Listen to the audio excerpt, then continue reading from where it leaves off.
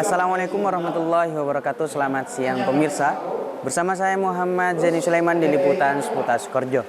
Pemirsa, pada kali ini Badan Eksekutif Mahasiswa Fakultas Tarbiyah Universitas Ibrahimi menyelenggarakan seminar ilmiah bahasa Arab yang bertempat di Auditorium Raden As'ad SMK Ibrahimi 1 Sukoharjo. Baik pemirsa, berikut liputan selengkapnya. Badan Eksekutif Mahasiswa Fakultas Tarbiyah Universitas Ibrahimi menyelenggarakan seminar ilmiah bahasa Arab yang bertempat di Auditorium Raden As'ad SMK Ibrahimi 1 Sukoharjo. Dengan tema menggali resiprositas Al-Quran dan sastra bahasa Arab, menjadi salah satu upaya untuk memperdalam pemahaman akademik mengenai hubungan antara Al-Quran dan sastra Arab, sekaligus menumbuhkan semangat kajian ilmiah di kalangan mahasiswa dan santri. Kegiatan ini berhasil menarik perhatian besar dari mahasiswa Fakultas Tarbiyah, khususnya program studi pendidikan bahasa Arab. Para peserta tampak interaktif dan antusias mengikuti seluruh rangkaian acara. Sesi pembukaan diawali dengan acara seremonial yang dihadiri langsung oleh Wakil Dekan Fakultas Tarbiyah, Dr. Haji Ruzaki MPD, Kepala Tata Usaha Muhammad Zainuddin MPD, Ketua Program Studi Pendidikan Bahasa Arab Amirul Mukminin MPD, serta segenap sivitas akademika. Acara dibuka dengan iftitah bil Fatihah dan dilanjutkan dengan pembacaan ayat-ayat suci Al-Quran oleh Hidayatur Rahman. Kemudian dengan kompak dan semangat seluruh peserta menyanyikan lagu Indonesia Raya dan Mars Universitas Ibrahimi. Dalam sambutannya, lalu Iwan Dadi selaku Ketua Panitia mengucapkan terima kasih kepada seluruh sivitas akademika atas dukungan penuh terhadap terselenggaranya kegiatan ini. Alhamdulillah, kami sebagai Ketua Panitia pada kegiatan seminar ilmiah bahasa Arab sangat bersyukur dan berterima kasih kepada seluruh mahasiswa Fakultas Tarbiyah yang telah hadir pada kegiatan hari ini, dan juga kepada seluruh sivitas akademika Fakultas Tarbiyah yang telah mendukung kami pada kegiatan hari ini. Tujuan seminar pada hari ini ialah untuk membuka wawasan mahasiswa terhadap hubungan Al-Quran dan sastra. Dan harapan kami kepada seluruh mahasiswa Fakultas Tarbiyah memiliki wawasan luas terhadap hubungan Al-Quran dan sastra. Semoga kegiatan ini terus berlangsung dan seluruh mahasiswa Fakultas Tarbiyah berpartisipasi terhadap kegiatan-kegiatan yang akan datang. Sementara itu, Dr. Haji Ruzaki MPD selaku Wakil Dekan memberikan apresiasi tinggi atas terselenggaranya kegiatan ini yang dapat menumbuhkan semangat mendalami Al-Quran. Kami atas nama pimpinan Fakultas Tarbiyah mengapresiasi setinggi-tingginya atas acara ini sehingga terlaksana seminar pendidikan bahasa Arab dengan tema yang sangat bagus. Dan ini sangat cocok sekali dengan narasumber kita di siang hari ini karena beliau doktor S3-nya itu jurusan Al-Quran dan Tafsir, sehingga nanti akan dipaparkan secara jelas, panjang lebar terkait dengan tema yang diusung pada siang hari ini. Perlu dipahami teman-teman bahwa prodi bahasa Arab itu bukan kursus bahasa Arab, tapi jauh lebih daripada itu semua. Artinya dengan adanya prodi bahasa Arab ingin mencetak mahasiswanya menjadi guru bahasa Arab yang profesional, ingin mencetak mutarjim, penerjemah tulisan-tulisan Arab, baik itu Al-Quran, hadis ataupun kitab-kitab klasik. Makanya di prodi pendidikan bahasa Arab khususnya, kalian tidak hanya diajarkan tentang teori. Artinya kalau terkait dengan konten dan isi, pemahaman nahwu shorof, insya Allah sudah di luar kepala semuanya, iya kan? Karena itu setiap hari makanan kalian, setiap hari di bangku kuliah pasti berbicara tentang nahwu shorof dan kajian-kajian Arab lainnya, teman-teman. Tapi ketika lalu kemudian kalian paham bisa mengartikan bahasa Arab atau redaksi Arab, baik itu Al-Quran, baik itu hadis ataupun bahasa-bahasa Arab klasik yang tertuang dalam kitab-kitab klasik, itu menjadi kering ketika lalu kemudian kalian tidak paham sastra yang ada dalam redaksi Arab tersebut. Makanya penting seminar kali ini mengangkat pengaruh Al-Quran dalam sastra dan pengaruh sastra dalam Al-Quran ini dalam rangka mengajak kalian, memberikan pemahaman kepada kalian bahwa memahami arti redaksi Arab itu tidak hanya sekedar paham artinya, paham maksudnya, tapi agar lebih mengena dalam hati makna di balik itu semua. Salah satu contoh yang umum kita paham seperti dalam Al-Quran. Ada redaksi dalam surat Ar-Rahman ayat yang berbunyi fabi ayya ala'i rabbikuma tukadziban. Tidakkah kita pernah meneliti, menganalisa kenapa di sana sebanyak 31 kali ayat tersebut diulang dalam satu surat? Kalau kita hanya memahami dari arti letterleknya, maka pemahamannya ya pemahaman biasa. Nikmat mana yang kau dustakan? Nikmat mana lagi yang akan dustakan? Tapi kok kenapa diulang? Nah, ini yang lalu kemudian pemahaman balaghah di situ yang menjawab, teman-teman. Karena salah satu mukjizat dalam Al-Quran kebalaghahannya. Nah, dalam seminar ini nanti akan diajarkan tentang teknik-teknik itu oleh narasumber kita. Bahwa ada sastra, ada balaghah di dalam Al-Quran, dalam hadis, dan dalam kitab-kitab klasik. Sehingga pemahamannya tidak kering, hanya pemahaman Arab dan arti letterleknya, tapi ada pemahaman yang eksplisit di balik dari pemaknaan itu semua. Makanya harapan besar dari kami, pimpinan Fakultas Tarbiyah, agar benar-benar memerhatikan, agar benar-benar menyimak acara seminar ini. Karena seminar ini diibaratkan seperti jembatan yang menyambung antara teori yang diajarkan di kelas dengan pengalaman praktek di lapangan nanti. Seremonial pun ditutup dengan doa oleh Amirul Mukminin MPD. Acara kemudian dilanjutkan dengan seminar yang diisi langsung oleh Dr. Maulidi MA dan didampingi oleh Hadzik Ihsan Hakim sebagai moderator.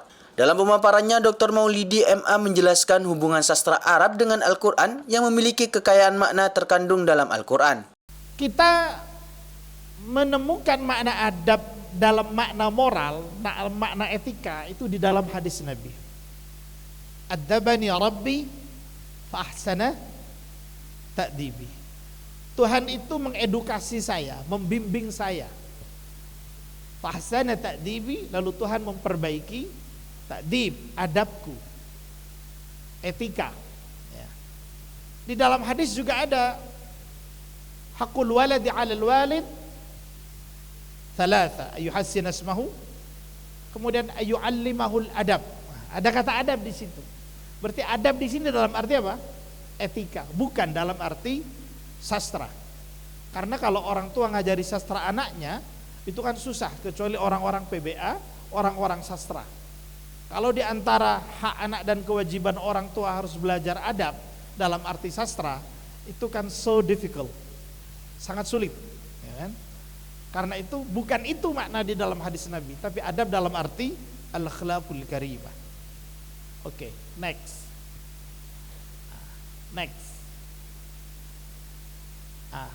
Sejak kapan adab itu berarti sastra? Sejak kapan? Kata adab itu berarti sastra.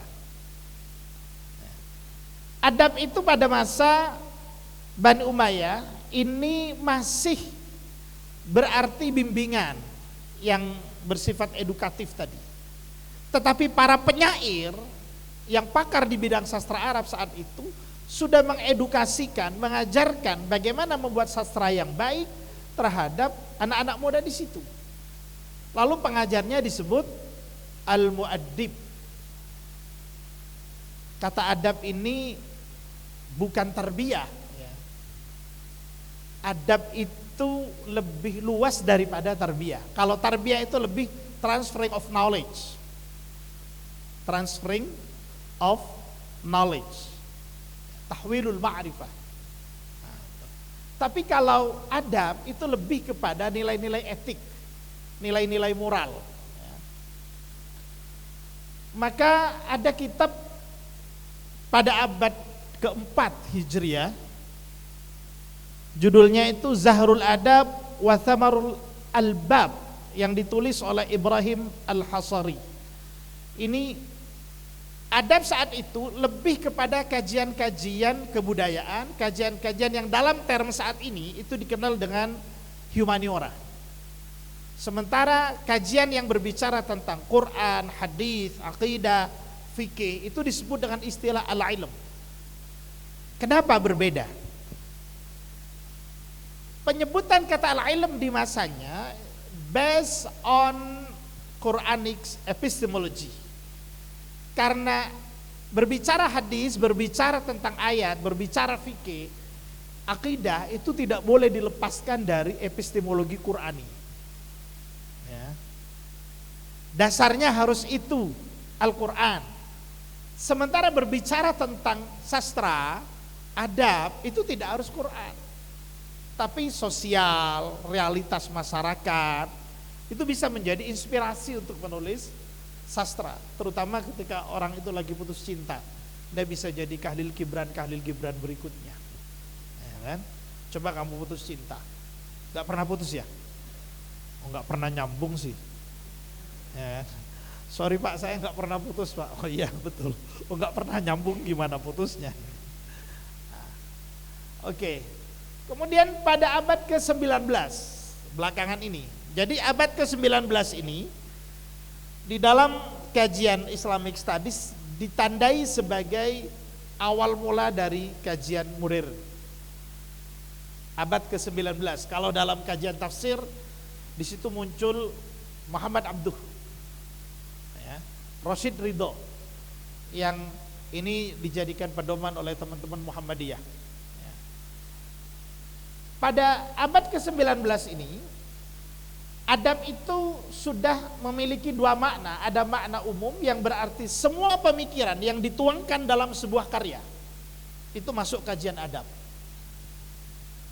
Kalau di UGM kajian Timur Tengah seperti yang saya ambil itu, kalau di pasca sarjana dia multidisipliner studies, ya, studi multidisiplin. Tapi kalau di S1-nya dia masuk di Fakultas Ilmu Budaya, FIB namanya kalau di UGM, Fakultas Ilmu Budaya. Kalau di UIN Jogja itu masuk di Kuliatul Adab karena memang sastra, ya. Tapi di Fakultas Adab juga ada pemikiran Islam, sejarah Islam, kemudian konsentrasi tarjamah, itu juga ada di situ. Jadi semua pemikiran yang ditulis dalam bahasa itu bagian dari makna umum dari adab. Kemudian makna khusus yang kita diskusikan saat ini tentang sastra. Next. Ya. Genealogi bahasa Arab. Kamu paham genealogi kah? Genealogi. Tahu nggak apa genealogi? Genealogi itu ilmu tentang asal usul. Asal usul bahasa Arab. Nah, itu namanya genealogi. Tentang genetik, asal usulnya dari mana? Gen, namanya genealogi. Nah, genealogi bahasa Arab. Bahasa Arab itu adalah salah satu bahasa semetik di masanya. Semetik itu ada, kita pernah kalau belajar studi agama-agama, kita akan ketemu dengan istilah bahasa agama Smith. Agama Smith itu yang dahulunya adalah Sam, ya, putranya Nuh. Nah, kemudian dia memiliki banyak keturunan yang pergi ke berbagai wilayah di Jazirah Arab itu, sehingga bahasanya juga bermacam-macam. Itu kayak kalau kita ilustrasikan kayak bahasa Madura, Sumnep, Kangian, Spudi, Manuk, apalagi yang dari Sunda, Bangkalan, Mekasa dan seterusnya itu. Ya. Mungkin di daerah Pabean, apa namanya, Pebian, itu juga pakai bahasa Madura. Di sini Madura, Banyuwangi, semuanya berbahasa Madura. Tapi ada lahjah yang berbeda. Stilistikanya berbeda. Stilistika itu gaya bahasa. Ya, ini profesor di bidang ini. Kalau Anda mengkaji tentang stilistika Arab, kalau di Indonesia ada di UIN Jogja. Ya, namanya Syihabuddin Qolyubi, Profesor Syihabuddin Qolyubi. Dia yang merumuskan teori-teori tentang stilistika Al-Quran. Nanti bisa di searching gitu. Kemudian dari sekian banyak bahasa itu, kabilah terbanyak adalah kabilah Quraisy. Community terbanyak saat itu etnisnya etnis Quraisy. Dan bahasanya adalah bahasa Arab. Maka kemudian kita mengenal teori yang disebut, kalau dalam tadi di judulnya itu adalah resiprokal. Ya. Kalau dalam teorinya Abdul Mun'im Al-Khafaji, seorang pentahkik ya di Mesir itu, beliau menyebutnya at-ta'thir wa ta'athur. Pemikiran, budaya, sebuah karya pasti dipengaruhi oleh aspek makro dan mikro. Dipengaruhi oleh lingkungan, dipengaruhi oleh sebuah karya, dipengaruhi oleh guru-gurunya, dan ya pemikiran yang ada saat itu.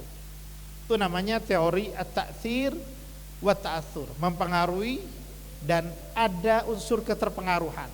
Pertanyaannya, apakah Al-Quran dipengaruhi oleh budaya? Kalau iya, bisakah Al-Quran dikatakan sebagai muntaj thaqafi, produk budaya, seperti yang disebut oleh Nasr Hamid Abu Zaid, namun dikritik oleh Yusuf Al-Qaradawi? Atau seperti yang disebut oleh orientalis misalnya Noldek dan Arthur Jeffrey, yang menyebutnya Al-Quran itu adalah kitab budaya, bukan wahyu. Kalau di sini tidak bisa itu ya, bacaan begini itu jelas haram kalau di sini. Tapi paling nggak pernah dengar ada orang ngomong gitu. Meskipun kita punya segudang argumentasi untuk mematahkan tuduhan-tuduhan mereka karena menggunakan perspektif telah historis kritis dan filologis.